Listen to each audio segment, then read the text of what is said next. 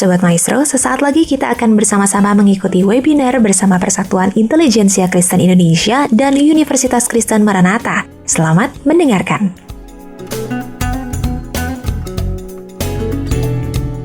Ya, Bapak Ibu, seperti kita ketahui bersama bahwa pada hari ini kita melaksanakan webinar dengan tema Berani Mengindonesia. Nah, kita belajar dari siapa Berani Mengindonesia ini? Tentunya dari tokoh-tokoh terdahulu kita yang betul-betul menginspirasi kita, ya, yaitu Bapak TB Simatupang maupun Bapak Abdullah Wahid yang populer dipanggil Gus Dur. Nah, jadi di sore hari ini kita beruntung telah hadir dua pembicara kita, Bapak Pendeta Gumar Bultom dan Mbak Alisa Wahid. Selamat sore, salam sejahtera untuk Bapak Ibu sekalian dan juga teman-teman mahasiswa. Saya memperhitungkan ini ada juga teman-teman mahasiswa mestinya ya, karena kalau menghadirkan Gus Dur dan Bapak TB Simatupang untuk diteladani, tentu yang paling penting meneladaninya adalah generasi muda. Kali ini kita bersama-sama menjadi panelis dan membahas tokoh-tokoh yang memang menurut kita adalah tokoh-tokoh yang inspirasional, yang sudah selayaknya menjadi teladan bagi Indonesia. Ini topik yang saya sangat senang karena membicarakan orang yang istimewa untuk saya tentu saja, tetapi yang paling penting juga karena tema ini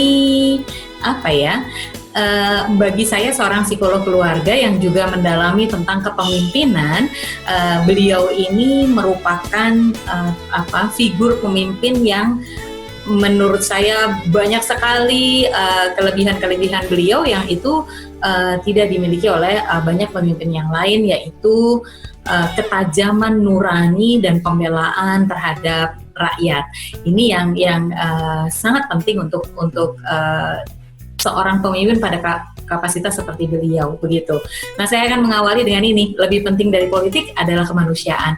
Ini adalah kata-kata dari Gus Dur yang sangat terkenal, mengingatkan kita bahwa politik hanyalah jalan untuk membangun martabat kemanusiaan itu sendiri. Karena itu kita jangan sampai salah langkah, jangan sampai kemanusiaan itu kita gunakan untuk berpolitik, begitu. Nah,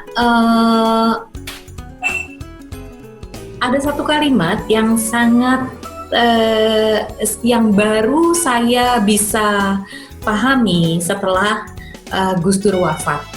Kalimat itu diucapkan oleh J.R. Miller. The only thing that walks back from the tomb with the mourners and refuses to be buried is the character of a man. What a man is survives him. It can never be buried. Satu-satunya hal yang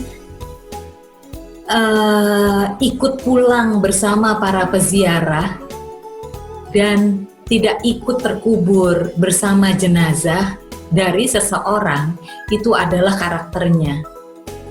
Karakter seseorang, watak seseorang, legacy seseorang tidak akan bisa dikuburkan. Itu akan sangat terasa sekali ketika kita membicarakan tokoh-tokoh yang disebut larger than life, atau tokoh-tokoh yang bahkan pada saat sudah tiada secara fisik, beliau ini tetap bisa mempengaruhi jalannya sejarah sebuah bangsa. Kita tahu misalnya Martin Luther King Jr. itu di Amerika masih tetap menginspirasi para pejuang hak asasi African American sampai saat ini. Kita tahu banyak tokoh-tokoh yang lain yang juga sedemikian. Gandhi misalnya itu juga sedemikian. Nah, bagi saya setelah Gus Dur wafat, ini adalah foto pada saat pemakaman beliau. Setelah Gus Dur wafat, justru kita menemukan banyak sekali relevansi dari pemikiran-pemikiran dan perjuangan, jejak-jejak perjuangan Gus Dur.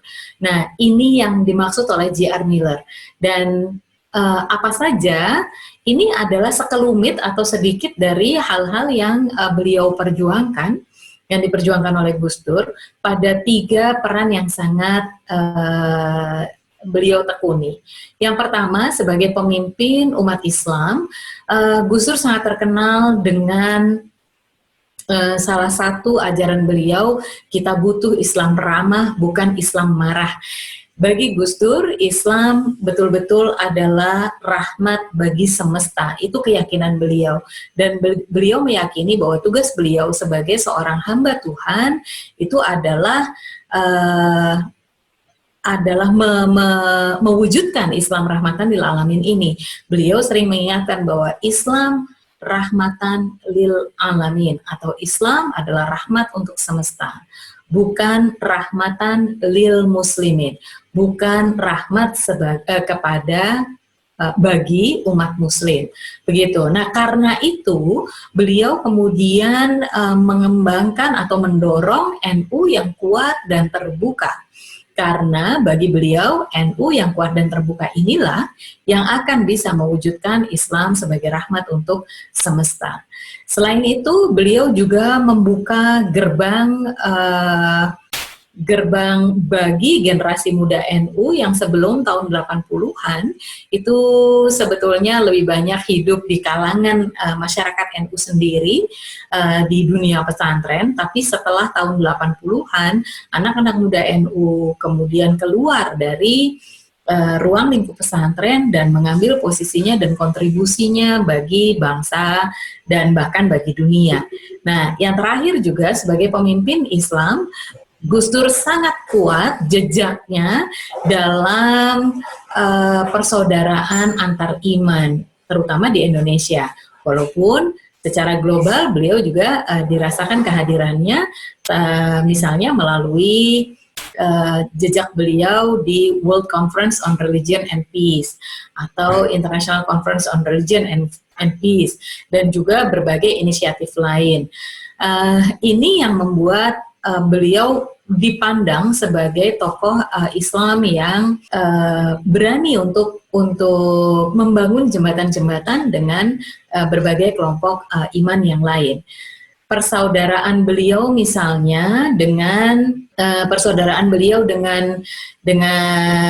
Ibu Gedong Oka, Ida Bagus Gedong Oka, kemudian dengan Romo Magni Suseno, dengan Pendeta Nababan, kemudian dengan banyak sekali tokoh-tokoh, bahkan Pak Gomar Gultom, saya yakin banyak berinteraksi dengan Gus Dur, begitu ya. Jadi ini persaudaraan yang dalam istilah Gus Dur sendiri adalah persaudaraan sejati. Gus Dur sangat cemas dengan toleransi atau persaudaraan umat beragama yang hanya di permukaan, yang hanya mentolerir atau hanya mengakui kehadiran satu sama lain, tetapi tidak betul-betul menjadi persaudaraan sejati. Karena itu beliau mencontohkan dengan bagaimana beliau membangun hubungan persaudaraan yang sangat kuat dengan para pemuka agama, baik di dalam maupun di luar negeri. Di luar negeri, Gus Dur sangat dekat dengan misalnya Ajahn Sulak Sivarak dari Thailand, kemudian juga dengan Nelson Mandela, dan dengan banyak sekali tokoh-tokoh yang beliau jalin hubungannya, termasuk dengan Shimon Peres, salah satu tokoh Israel, di mana Gus Dur membangun inisiatif perdamaian bersama Shimon Peres untuk mempertemukan orang-orang Palestina dengan orang-orang Israel dalam kerja-kerja bersama. Nah, itu beliau sebagai pemimpin Islam. Kemudian yang kedua, beliau sebagai pemimpin publik, dalam hal ini pemimpin gerakan masyarakat sipil. Maka warisan yang beliau tinggalkan kepada kita salah satunya adalah civil society yang progresif. Kalau kita menengok ke tahun 80-an, organisasi-organisasi masyarakat sipil di Indonesia banyak sekali yang merekam jejak Gus Dur.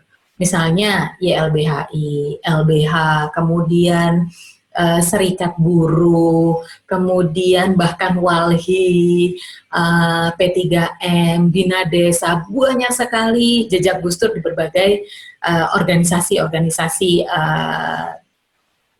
tua ini ya, organisasi-organisasi awal gerakan masyarakat sipil. Apalagi kemudian ketika rezim Orde Baru semakin opresif dan semakin meninggalkan watak demokrasi, maka kemudian perjalanan kehidupan Gus Dur itu semakin kuat pada posisi ini, dan yang beliau lakukan adalah misalnya salah satunya dengan membangun forum demokrasi bersama tokoh-tokoh yang dianggap memperjuangkan yang sama-sama selaras memperjuangkan demokrasi. Kemudian salah satu warisan yang ditinggalkan beliau dalam konteks ini adalah orientasi kerakyatan yang kuat dari gerakan masyarakat sipil yang ada di Indonesia. Tulisan-tulisan beliau itu sangat mewarnai kehidupan masyarakat sipil di Indonesia, dan dari sinilah kemudian Indonesia itu dikenal di tingkat dunia sebagai salah satu negara yang kehidupan masyarakat sipilnya sangat baik dan kuat. Nah, peran yang ketiga adalah sebagai seorang negarawan, di mana dalam jangka waktu hanya tidak ada 23 bulan kalau saya tidak salah hitung, tapi tidak ada 2 tahun yang jelas gitu ya. Itu pada saat beliau menjabat sebagai Presiden Republik Indonesia. Beberapa hal beliau lakukan dan beliau tinggalkan, tapi yang paling mudah bagi saya untuk menjelaskannya itu seperti begini. Indonesia sebelum Gus Dur menjabat sebagai presiden itu ibaratnya kalau rumah satu lantai begitu. Lalu ketika Gus Dur menduduki jabatan ini, yang Gus Dur lakukan adalah membongkar rumah tersebut, menyiapkan fondasi dan pilar-pilar sehingga bangunannya siap untuk menjadi bangunan bertingkat-tingkat gitu. Jadi dari rumah menjadi gedung. Kok bisa begitu? Karena yang saya lihat dan saya pelajari sekarang, bahkan setelah Gus Dur sudah wafat, adalah bahwa yang dilakukan Gus Dur itu adalah membongkar fondasi dari demokratisasi di Indonesia, kemudian yang kedua membuat pilar-pilar sehingga kehidupan demokrasi di Indonesia itu menjadi lebih menjadi lebih kuat begitu, sanggup untuk menopangnya. Jadi Gus Dur tidak meninggalkan program yang hanya program, misalnya contohnya saya ambil contoh random misalnya program KB, tidak gitu, atau program yang sekarang sedang ngetop nih, program pendidikan kartu prakerja, bukan itu gitu. Yang ditinggalkan oleh Gus Dur itu adalah pilar-pilar demokrasi. Misalnya contohnya apa? Pemisahan antara militer dengan polisi yang membuat kemudian senjata itu tidak dipegang oleh satu organ negara yang bisa mencampuri urusan sipil maupun urusan ketahanan negara. Jadi dipisahkan, militer diberi wewenang untuk mengurusi pertahanan negara, tetapi untuk masyarakat sipil, penegakan hukum dan penegakan ketertiban, polisilah yang diberi tugas. Jadi nggak dipegang oleh satu pihak. Kalau kita ingat pada masa Orde Baru, militer dan polisi menjadi satu, Angkatan Bersenjata Republik Indonesia, dan itu memberikan kekuasaan yang sangat besar karena tidak hanya urusan perang dengan pihak luar, tetapi juga perang dengan warga negara itu bisa dijalankan oleh ABRI pada saat itu. Kemudian yang kedua, pembubaran organ negara yang rentan dikooptasi. Waktu itu yang sangat rentan dikooptasi itu adalah Kementerian Penerangan, Departemen Penerangan dan Departemen Sosial. Itu digunakan untuk menekan hak-hak konstitusi warga negara, terutama misalnya hak berserikat dan berkumpul serta hak berpendapat. Yang ketiga, penyiapan KPK, Lembaga Ombudsman, dan Komisi Yudisial ini dilakukan pada masa Gus Dur. 3 organisasi ini, 3 lembaga negara ini penting. Kenapa? Karena mereka adalah pilar-pilar demokrasi. Lembaga Ombudsman mengurusi tentang pelayanan publik, kemudian KPK kita tahu untuk pemberantasan korupsi, dan kemudian yang Komisi Yudisial untuk menyelesaikan ketegangan-ketegangan terkait dengan hukum. Kemudian juga yang tidak masuk di sini, tidak masuk saya tuliskan, Mahkamah Konstitusi itu juga dipersiapkan pada masa itu. Kemudian konsep negara maritim, Gus Dur yang pertama kali mengembalikannya, mengingatkan bahwa Indonesia ini adalah negara kepulauan, karena itu pendekatannya harus sangat berbeda dengan negara yang sepenuhnya daratan. Yang keempat, warisan Gus Dur pada masa beliau menjadi presiden adalah resolusi konflik berbasis martabat kemanusiaan, seperti yang kita tahu terutama dalam hal ini adalah konflik Papua. Sebelum masa Gus Dur, Papua itu dipaksa untuk meninggalkan jati dirinya sebagai Papua dan berganti nama menjadi Irian Jaya. Tetapi ketika Gus Dur mengundang para pemuka MRP ya, Majelis Rakyat Papua, beliau mengundang dan beliau berdiskusi betul-betul dengan martabat kemanusiaan, penghormatan kepada martabat kemanusiaan warga Papua, maka kemudian nama Papua itu dikembalikan kepada warga Papua. Dan karena itulah kemudian warga Papua sampai saat ini penghormatannya kepada Gus Dur ya mirip-mirip dengan penghormatan kaum Tionghoa pada Gus Dur. Mengapa? Karena persoalan martabat kemanusiaan. Gus Dur, pada masa Gus Dur, uang yang digelontorkan untuk Papua itu sedikit sekali, tidak banyak. Tetapi tidak ada penangkapan aktivis pada masa itu. Tidak ada pendekatan militer.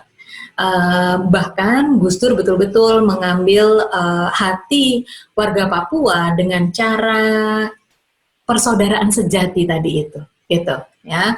Kemudian Timor Leste juga begitu. Kalau teman-teman berkesempatan untuk mencari di YouTube, itu ada film judulnya Hainun in Jakarta, di mana di situ ada segmen ketika Presiden Gus Dur bertemu dengan Sanana Gusmao dan Uskup Belo, dan di situ jelas sekali Gus Dur mengatakan bahwa yang paling penting sekarang adalah membantu rakyat untuk untuk bisa memilih dengan leluasa apakah mereka ingin ke Indonesia ataukah mereka ingin ke Timor Leste, dan kita tidak perlu bersengketa soal milik siapa manusia ini gitu. Nah, itu resolusi konflik berbasis martabat kemanusiaan.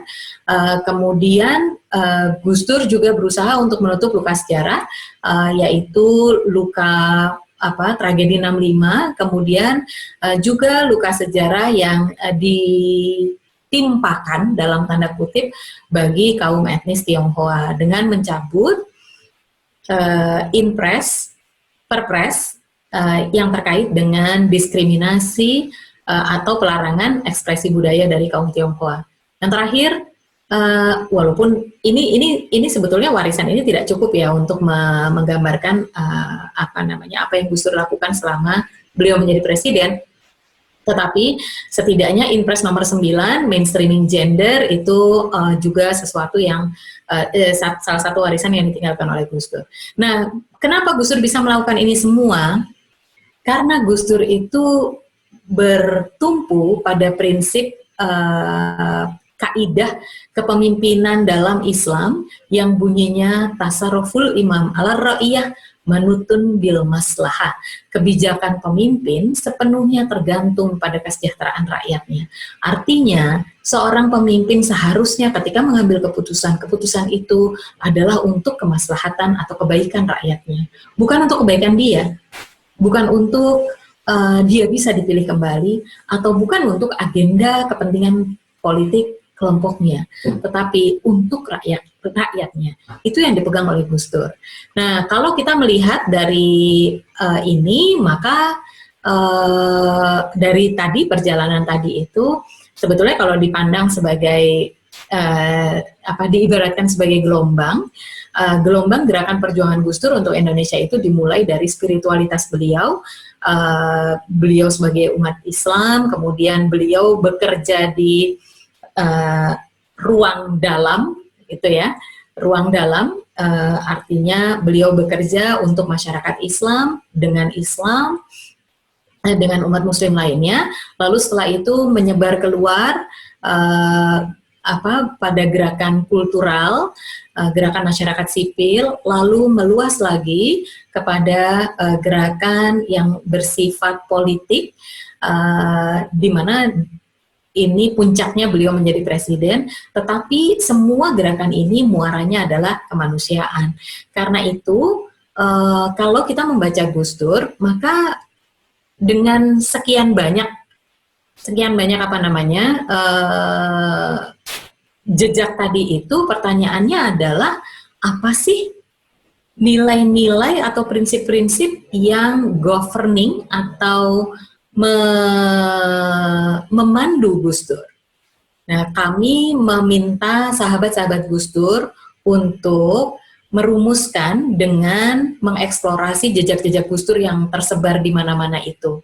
Ternyata semua jejak Gus Dur itu mengandung beberapa nilai yang jelas sekali gitu. Ternyata Gus Dur begini karena ini, Gus Dur begini karena ini, Gus Dur begitu karena ini. Apa saja, dimulai dari ketauhidan atau keyakinan, keimanan beliau, bahwa beliau meyakini bahwa beliau sebagai hamba Allah, hamba Tuhan, tugasnya adalah menjadi khalifah fil ard atau pemimpin di muka bumi yang bertugas untuk membangun kemakmuran di muka bumi. Kenapa kok jalan langsung?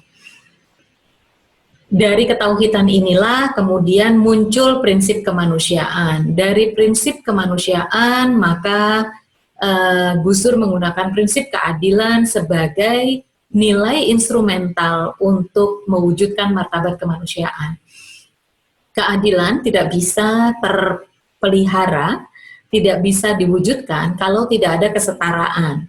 Dan kesetaraan ini juga memberikan nafas kepada semangat pembebasan, terutama pembebasan dari setiap bentuk penindasan. Dan Gus Dur juga hidup dengan prinsip persaudaraan. Persaudaraan bukan hanya kembang lambe, kalau orang Jawa bilangnya, atau bunga bibir gitu ya, kembang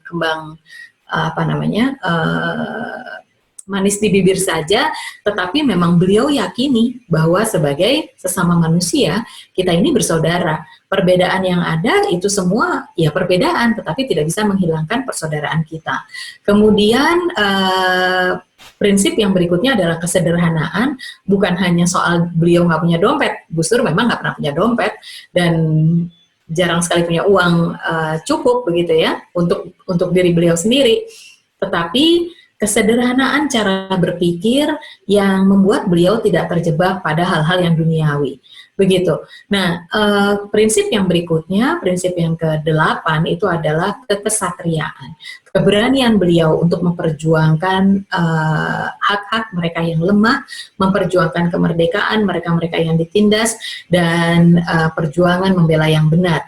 Ini adalah sikap kekesatriaan Gus Dur.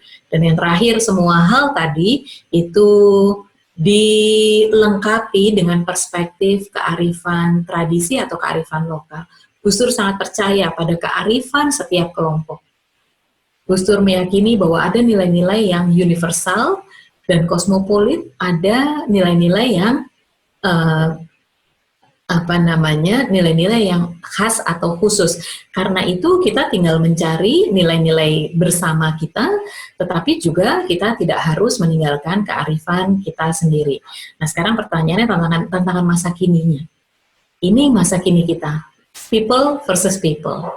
Ini tantangan kita sekarang, mayoritarianisme. Ketika demokrasi disederhanakan menjadi yang mayoritas, yang berkuasa, lupakan soal hak asasi manusia atau hak konstitusi. Yang penting kalau saya mayoritas, saya berhak melakukan apapun untuk kepentingan kelompok saya.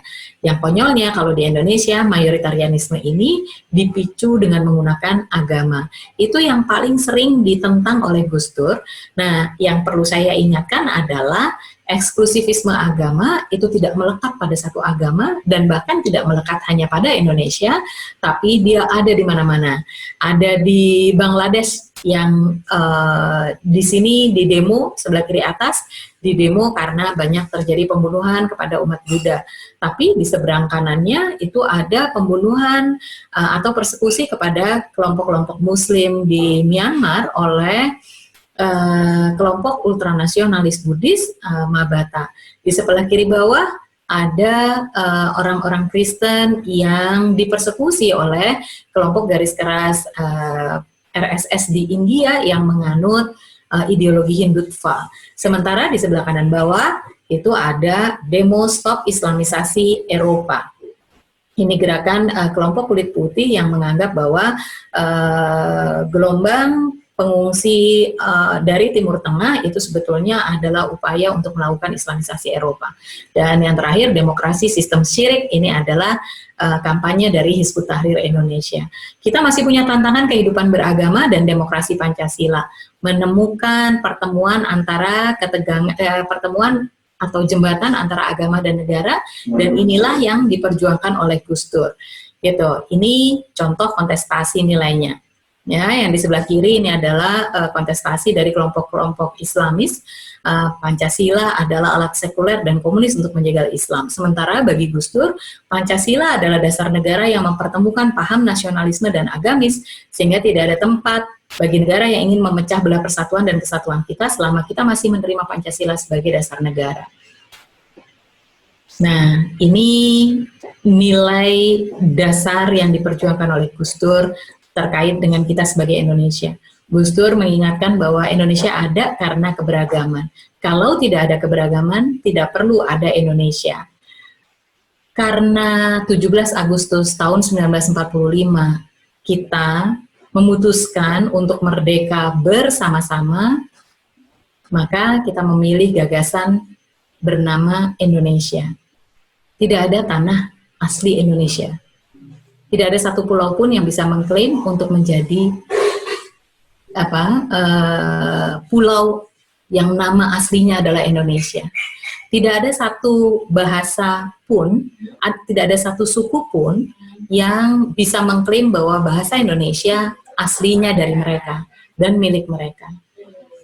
Bahkan ketika kita menyebut bangsa Indonesia, kita juga tidak bisa menunjukkan ras Indonesia. Kita berbeda ras. Di sebelah barat, orang-orang Indonesia rasnya adalah ras Melayu. Tapi di sebelah timur, orang-orang Indonesia adalah ras Melanesia. Tapi kita menyepakati untuk hidup bersama, bersatu sebagai bangsa Indonesia. Jadi, Indonesia adalah sebuah gagasan untuk mempersatukan kita. Baik, Mbak Alisa, mau nyot sewu, saya ingatkan waktu 2 menit lagi. Iya, tidak perlu, karena itu, kalau tidak ada keberagaman, memang tidak perlu ada Indonesia. Dan kalau kita menghilangkan keberagaman, kita juga menghilangkan Indonesia. Nah, Gus Dur menyampaikan bahwa perdamaian tanpa keadilan hanyalah ilusi. Karena itu, keadilan adalah basis untuk bisa menjamin Indonesia yang adil, damai, dan makmur. Terima kasih Mbak Alisa, menarik sekali dan penting sekali pelajaran dan nilai yang kita peroleh dari perjalanan Gus Dur selama ini. Baik, Bapak Pendeta Gumar Gultom, selanjutnya saya persilakan waktu dan tempat untuk menyampaikan materinya.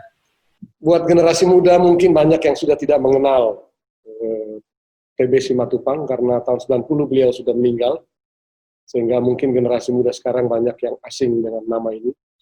Dan untunglah pada 8 November lalu beliau diangkat sebagai pahlawan nasional, dan dengan itu saya kira kita menjadi secara nasional memandang TB Simatupang dalam catatan perjalanan bangsa ini. Dan momentum pengangkatan beliau sebagai pahlawan nasional itu tepat di tengah kegalauan kita, bahwa selama 15 tahun reformasi ketika itu tahun 2013, tentu 15 tahun sudah reformasi, terjadi semacam kekosongan definisi, makna, dan pengamalan Pancasila dalam kehidupan kita bermasyarakat dan bernegara.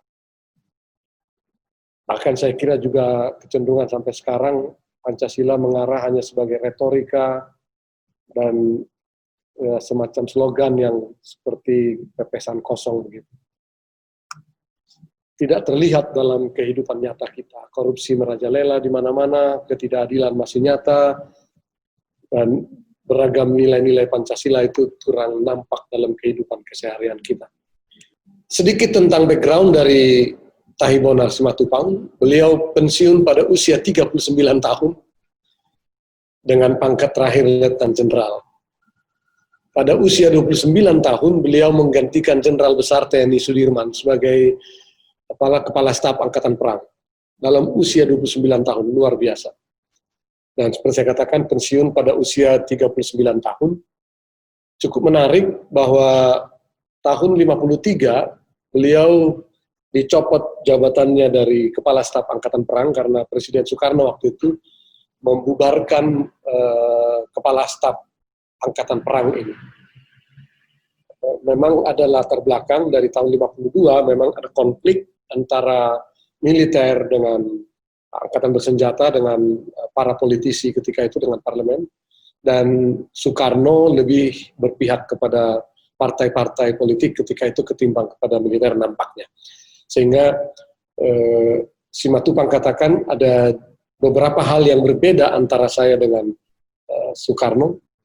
Dan kita ingat ada peristiwa Juli 1952, konon katanya Simatupang membanting pintu di hadapan Bung Karno, walaupun ada dua versi tentang ini. Versinya autobiografi Soekarno jelas katakan dia membanting pintu di hadapan saya, dia seolah, maaf, dia pakai istilah Simatupang memberaki saya. Tapi Simatupang katakan saya tidak, angin saja yang kencang ketika itu sehingga pintu terbanting, kata beliau. Dan sejak tahun 53 beliau tidak memiliki posisi dalam struktural militer maupun di negara ini kecuali sebagai penasehat di Kementerian Pertahanan. Sampai pada masa pensiunnya beliau meminta pensiun dini tahun 59 pada usia 39 tahun. Dan sejak itulah beliau aktif terlibat di gerakan Oikumene dalam pelayanan bersama gereja-gereja di seluruh Indonesia, tapi juga di CCA, se-Asia, dalam kancah regional, dan juga gereja-gereja di lingkungan mondial Dewan Gereja Sedunia. Beliau pernah menjadi ketua PGI, pernah menjadi presiden Dewan Gereja se-Asia, dan pernah menjadi presiden dari Dewan Gereja-Gereja Sedunia. Sesudah wafat, beliau diangkat menjadi pahlawan nasional, dan tahun 2016 foto beliau diabadikan dalam logam pecahan Rp500. Ini untuk mengingatkan kita kepada angkatan muda, kepada para pemuda, para remaja kita untuk lebih mengenal beliau, walaupun tidak mengenal secara personal. Saya sendiri memang tidak terlalu dekat dengan Letjen Tahi Bonar Simatupang, walaupun pernah beberapa kali ketemu ketika saya masih mahasiswa, ada beberapa kali perjumpaan lewat seminar-seminar, dan sesudah menjadi pendeta juga ada beberapa kali ketemu dalam beberapa seminar dan dalam beberapa pelatihan yang diselenggarakan oleh HKBP ketika saya melayani di HKBP. Tapi sesudah saya masuk di PGI, terlibat di gerakan Oikumene, tentu saja beliau sudah meninggal. Nah, kalau kita perhatikan dalam kehidupan, sepanjang kehidupannya, dia meninggalkan warisan yang cukup besar bagi bangsa ini, tetapi juga bagi gereja-gereja di Indonesia. Misalnya saja, Sabta Marga yang hingga kini dianut oleh TNI, beliau ikut merumuskan Sabta Marga. Dan kita tahu sebelum TNI terbentuk, laskar-laskar, sisa-sisa laskar-laskar perang itu terpecah-pecah di berbagai tempat, ada cukup banyak kelompok-kelompok, dan itu dipersatukan semua di dalam menjadi Tentara Nasional Indonesia. Dan beliau ikut dalam proses penyatuan. 5 dokumen kesan gereja, saya singkat di sini LDKG, yang hingga kini menjadi acuan gerakan Oikumene di Indonesia, yang merupakan keputusan-keputusan sidang raya, juga sebenarnya ikut dibidani oleh TB Simatupang. Saya mendengar dari beberapa senior di gerakan Oikumene, justru TB Simatupang lah yang paling banyak membantu pemikiran dalam perumusan 5 dokumen keesaan gereja ini. Ide LDKG sendiri, menurut Pak S.A.Y. Nababan, adalah usulan dari TB Simatupang. Dia katakan, gereja-gereja yang datang dari beragam latar belakang denominasi, beragam latar belakang suku, itu harus menyatu, harus keluar dari ghetto kesukuannya, harus menyatu dalam sebuah gereja Kristen yang esa di Indonesia. Sama seperti tentara, laskar-laskar yang beragam itu, yang datang dari ragam latar belakang daerah, latar belakang kepentingan juga, menyatu semuanya di dalam TNI. Dan itu dia mau terapkan dalam lingkungan gereja-gereja di Indonesia. Tidak berhasil juga menyatu dalam satu lembaga, akhirnya dia katakan minimal kita punya simbol-simbol keesaan. Sama seperti TNI yang punya simbol-simbol. Ada bendera, ada sabta marga, dan lain-lainnya. Dan dia katakan gereja-gereja sekalipun belum bersatu, butuh simbol-simbol itu. Dan itulah LDKG, 5 dokumen keesaan gereja. Selain itu, saya kira TB Simatupang juga sangat berperan dalam menginisiasi dan memprakarsai dialog antar umat beragama. Bersama Profesor Dr. Mukti Ali, beliau menggerakkan itu di Indonesia. Bahkan juga dalam komunitas internasional, dalam lingkungan Dewan Gereja Sedunia, bersama dengan komunitas-komunitas interfaith di gerakan internasional. Beliau ikut memelopori itu. Tetapi tidak cukup hanya dialog antar umat beragama yang dia pikirkan, tetapi juga apa sumbangan konkret dari lembaga-lembaga agama buat pembangunan bangsa ini. Dari pertanyaan-pertanyaan seperti itu dan diskusi-diskusi seperti itu, yang konkretnya apa dalam dialog antar umat beragama ini? Sumbangan bagi bangsa. Akhirnya mereka tiba pada pemikiran pendidikan kader yang dipentingkan, sumbangan umat beragama. Maka lahirlah lembaga pusat manajemen, pendidikan manajemen yang kita kenal di Menteng Raya sekarang. Dan ketua pembina yang pertama dari yayasan ini adalah TB Simatupang, bersama dengan para pemimpin-pemimpin agama ketika itu. Jadi IPPM, Institut Pendidikan Manajemen yang ada di Menteng Raya sekarang itu, diinisiasi oleh tokoh-tokoh agama yang terlibat dialog antar umat beragama. Selanjutnya dalam lingkungan gereja-gereja, dia juga sangat membantu dalam perumusan ulang pekabaran Injil dalam konteks Indonesia yang majemuk. Ganti verbalisme pekabaran Injil, dia mendorong gereja-gereja untuk menghadirkan Injil itu lewat presensia gereja di tengah masyarakat majemuk, lewat karya-karya sosial, karya-karya diakonal.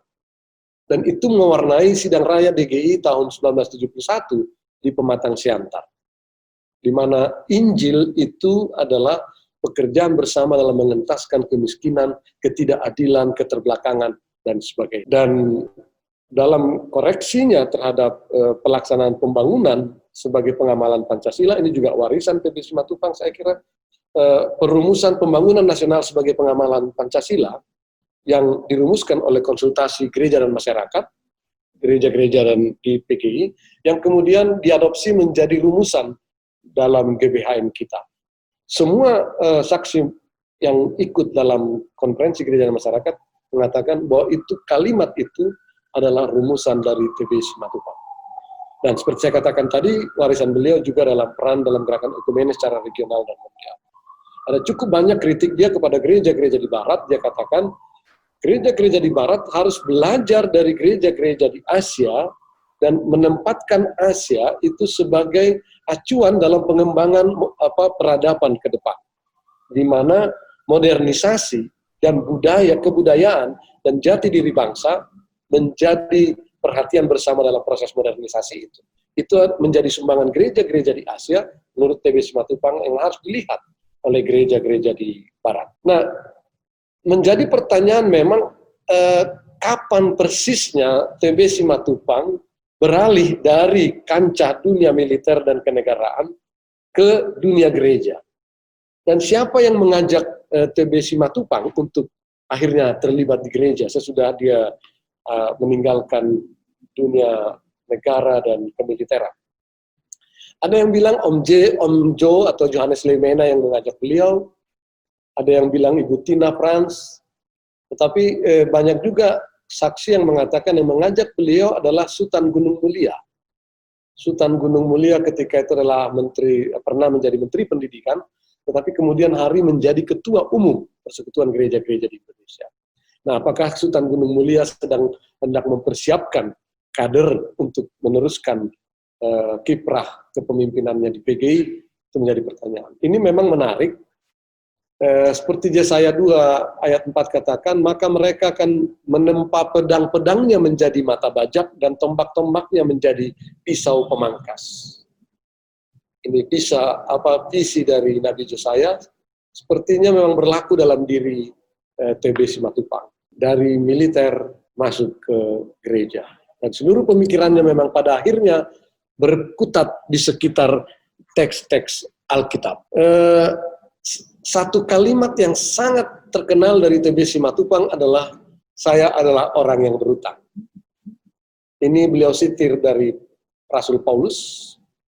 Tetapi baginya, kita sering membaca ayat Alkitab, kita sering mengambil ayat Alkitab sebagai bagian dari moto hidup kita. Tapi bagi Pak Sim, ini tidak hanya tinggal dalam retorika atau slogan belaka. Saya adalah orang yang berutang, betul-betul beliau wujudkan dalam kiprah kehidupannya melalui pengabdiannya, baik di tengah-tengah masyarakat, negara, terutama di tengah-tengah gereja pada bagian akhir kehidupannya. Kalau kita baca riwayat hidupnya yang berjudul Saya Adalah Orang Yang Berutang, seakan-akan tiada hentinya dia bertanya, apalagi yang bisa saya lakukan untuk Tuhan? Dan dia katakan di akhir buku itu, segala sesuatu adalah milik kita, tetapi pada akhirnya semua adalah milik Tuhan. Dan dalam cara kita memiliki sesuatu itu, kita sedang membayar hutang kita dengan melayani sesama. Dan dengan itulah kita memuliakan Tuhan. Ini kalimat yang sangat menarik dari TB Simatupang. Mohon maaf, Pak Gomar, waktu 3-4 menit. Ya, baik. Dan dari situlah dia mulai lebih banyak belajar tentang teologi, dan mempengaruhi juga metode berteologi dari gereja-gereja di Indonesia. Perlu menyimak realitas masyarakat dan selanjutnya menanggapi realitas tersebut dalam terang firman Tuhan. Ini yang dia katakan pergumulan rangkap kita sebagai warga negara kerajaan sorga pada satu sisi, pada saat sama juga warga negara Republik Indonesia. Dan itu adalah pergumulan rangkap kita. Tadi saya katakan pembangunan nasional sebagai pengamalan Pancasila adalah sebuah hasil dari pemikiran beliau selama militer dan kemudian masuk dalam kehidupan bergereja. Bisa kita baca nanti dengan cepat karena waktunya, nanti saya tinggalkan aja saya kirim lewat chat. Nah, Zakaria Ngelo menyebutkan 3 warisan Pak Sim dalam kehidupan kita. Ada di sini disebutkan oleh beliau. Dan Yewangu menyebutkan Pak Sim adalah pemikir yang handal. Kehandalan pemikirannya tidak saja terlihat dalam bidang militer, melainkan juga dalam bidang kemasyarakatan dan kegerejaan. Pak Yewangu masih menambahkan juga dalam bernegosiasi. Terutama dalam konferensi meja bundar, beliau memang menjadi penasehat militer dari delegasi Indonesia ketika itu. Dan 4 kata kunci yang sering sekali diungkapkan oleh dan menjadi metode dia dalam membahas masalah gereja dan masyarakat adalah realisme, harapan, keprihatinan, dan tekad yang saya coba bagikan atas 2 slide berikut. Pertama, realisme yang berpengharapan. Dengan realisme kita mencatat secara objektif keadaan kita sekarang. Kita tidak bisa lari dari realitas yang ada sekarang, dari seperangkat dari realitas itu. Tetapi kita tidak bisa berhenti dengan realitas itu, kita harus punya harapan akan masa depan yang lebih baik. Tetapi harapan itu jangan menjadi harapan yang merupakan mimpi utopis gitu. Itu juga dia ingatkan tentang kritik Karl Marx terhadap gereja yang menjadi candu kalau dia sebagai utopia. Lalu juga dia selalu mengajak kita melihat keprihatinan. Realitas kita ini, misalnya dia sebutkan keprihatinan, ada beberapa skenario ke depan. Indonesia bisa menjadi dikuasai oleh condong ke kiri, seperti Cina misalnya, atau condong ke kanan, seperti Iran misalnya ketika itu. atau tidak ke kiri, tidak ke kanan, pecah seperti Pakistan, yang akhirnya menjadi Pakistan dan Bangladesh.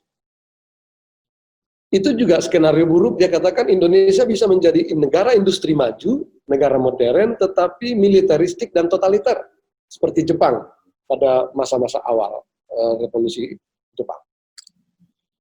Nah, dari situ beliau sampai kepada perlunya kita menyongsong masa depan. Artinya dengan keprihatinan itu perlu tekad. Menyongsong masa depan dengan tekad mewujudkan apa yang kita bisa harapkan sambil menghindarkan apa yang kita prihatinkan. Dan dengan itulah dia mengajak untuk menyongsong masa depan dengan kerja keras atas 3 hal.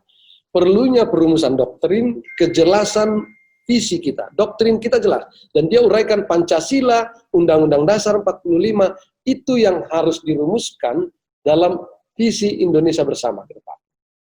Dan di situ dia selalu mensosialisasikan lewat berbagai kesempatan.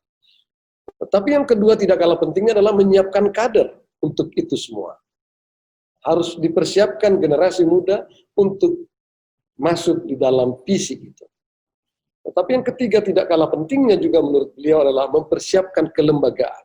Negara ini perlu diatur aspek ekonomi, aspek budaya, aspek pertahanan, keamanan, dan sebagainya. Sama seperti gereja juga perlu mengatur semua aturan main, tata gereja, dan sebagainya. Nah, saya mau mengakhiri dengan refleksi atas kehidupan TBS Simatupang ini di tengah kegalauan kita atas makin terpinggirkannya nilai Pancasila dalam pemaknaan maupun pengamalannya dalam kehidupan kita berbangsa. Ini kritik bagi kita saat ini. Tapi juga penanda bahwa masih ada orang benar di negeri ini. Ada Gus Dur, ada TBS Simatupang, dan lain-lain. Masih banyak contoh-contoh yang bisa menjadi teladan dalam kepemimpinan politik dan kepemimpinan. Karena apa? Karena kemerosotan satu bangsa terjadi ketika kita kehilangan karakter dan harga diri. Kita tidak ada orang yang bisa kita pelajari. Karena semangat berbangsa akan terabaikan dengan demikian. Maxim Gus Dur adalah seseorang yang tidak kenal lelah dalam upaya membumikan Pancasila sebagai pantulan cita-cita dan kehendak bersama yang berupaya menerjemahkan Pancasila dalam realitas kehidupan, bukan hanya retorika di pentas politik.